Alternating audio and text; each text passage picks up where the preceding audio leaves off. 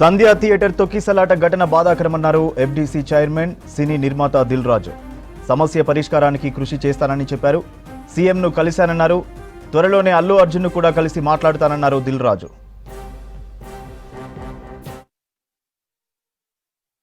ఇలాంటి సినిమా ఇండస్ట్రీలో అప్పుడప్పుడు ఇలాంటివి రేర్గా చూస్తూ ఉంటాం, రేర్ కేసెస్లో. పోతే ఈ మధ్య నన్ను సీఎం గారు ఎఫ్డీసీ చైర్మన్గా నియమించినప్పుడు ఇండస్ట్రీకి అండ్ ఇటు ప్రభుత్వానికి మధ్యలో బ్రిడ్జ్ లాగా ఉండటానికి నాకు ఇండస్ట్రీలో ఉన్న ఒక ఇంపార్టెంట్ పర్సన్గా, అలాగే ప్రభుత్వం నుంచి కూడా ఎఫ్డీసీ చైర్మన్ ఇంపార్టెంట్ పర్సన్గా బ్రిడ్జ్ లాగా ఉండాలని నియమించారు. పోతే నేను ఎమర్జెన్సీగా యుఎస్లో ఈవెంట్ ఉండడం వల్ల యుఎస్ వెళ్ళడం, నేను నిన్న నైటే ఇక్కడికి వచ్చాను. ఈ లోపల చాలా చూస్తున్నాం, డిఫరెంట్ యాంగిల్లో ఇటు ఇండస్ట్రీలో కానీ ఇటు ప్రభుత్వం దగ్గర నుంచి తీసుకుంటున్న వాళ్ళ డెసిషన్స్ ఏవైతే అఫీషియల్ పోలీస్ డిపార్ట్మెంట్ కానీ. ఈరోజు వచ్చిన తర్వాత సీఎం గారిని కలవడం జరిగింది. సీఎం గారు కలిసిన తర్వాత ఇక్కడికి వచ్చాను. ఇప్పుడు భాస్కర్కి మెయిన్గా ఇటు ఇండస్ట్రీ నుంచి అటు ప్రభుత్వం నుంచి అన్ని రకాలుగా నా ద్వారా నిలబడి వాళ్ళని అన్ని రకాలుగా జాగ్రత్తగా చూసుకునే బాధ్యత తీసుకుంటున్నాము. అలాగే భాస్కర్ని అడిగాను, ఇప్పుడే working in private job.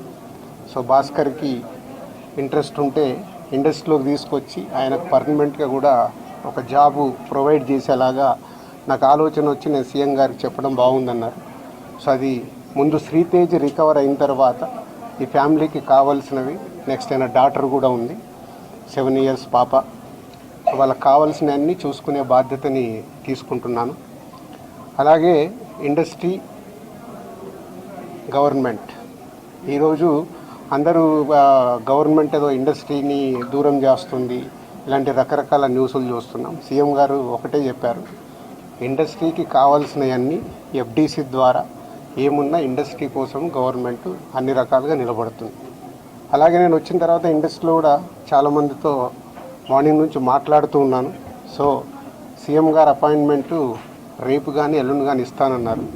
Industry నుంచి అందరం వెళ్ళి సీఎం గారిని కలిసి అన్ని రకాలుగా రెండుటి మధ్యలో, ఇండస్ట్రీకి అటు గవర్నమెంట్కి మధ్యలో ఉంటూ బ్రిడ్జిగా ఎలాంటి సమస్యలు తలెత్తకుండా చూసుకునే రెస్పాన్సిబిలిటీని సీఎం గారు నాకు ఇచ్చారు. అటు చూస్తూ భాస్కర్ ఫ్యామిలీని కూడా చూసుకునే బాధ్యతను తీసుకుంటున్నాను.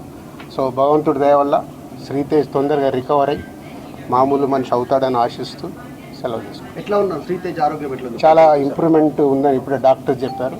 2 days అయిందంట వెంటిలేటర్ తీసిన తర్వాత రికవర్ అవుతున్నాడు.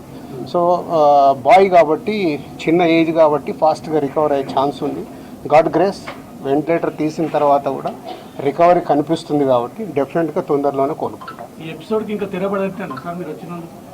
చూద్దాం, అంటే ఎపిసోడ్ జరుగుతుంది, దేనికి ఎలా మలుపులు తిరుగుతుందో మన అందరికి తెలుసు. అన్ని 2 రకాలుగా ఇటు ఇండస్ట్రీలో జరుగుతుంది కానీ అటు గవర్నమెంట్ సైడ్ కానీ రెస్పాన్సిబిలిటీ తీసుకొని అన్ని తొందరలోనే సమస్యపోయేలాగా రూట్ వేస్తుంది.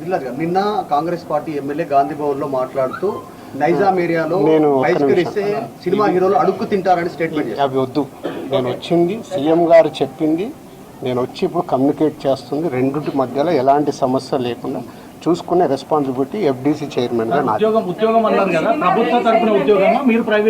ప్రైవేట్గా ముందు ఫిలిం ఇండస్ట్రీ నుంచి నేను చేయాల్సింది ఏంటంటే, నేను నిర్ణయం తీసుకుంటున్నాను, సీఎం గారికి కూడా చెప్పాను. రేపు అక్కడి నుంచి గవర్నమెంట్ నుంచి ఏమొస్తుందని మనం చూద్దాం. అలాంటి జరగడము దురదృష్టం. ఎన్నో సినిమాలు రిలీజ్ అవుతాయి, మరి ఎప్పుడు జరగవు కదా.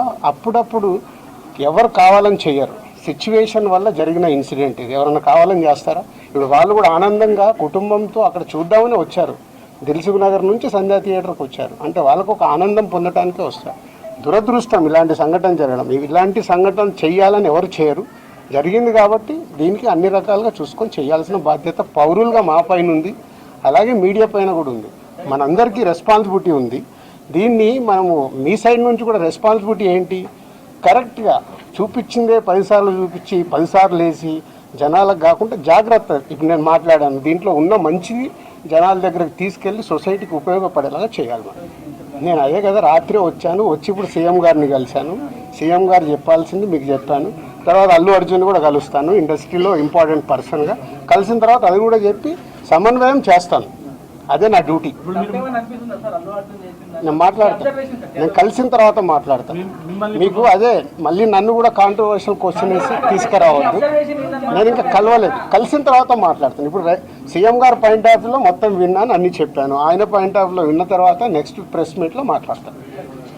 నాకు ముందు కావాల్సింది ఏంటంటే మనందరికీ కావాల్సింది ఏంటి, సీఎం గవర్నమెంట్దా లేక అల్లు అర్జున్దా కాదు, ఈయనకి ఏం సపోర్ట్ చేస్తున్నాం, ఈయన ఫ్యామిలీని ఎలా కాపాడుతున్నాం అనేది మన అందరి రెస్పాన్సిబిలిటీ.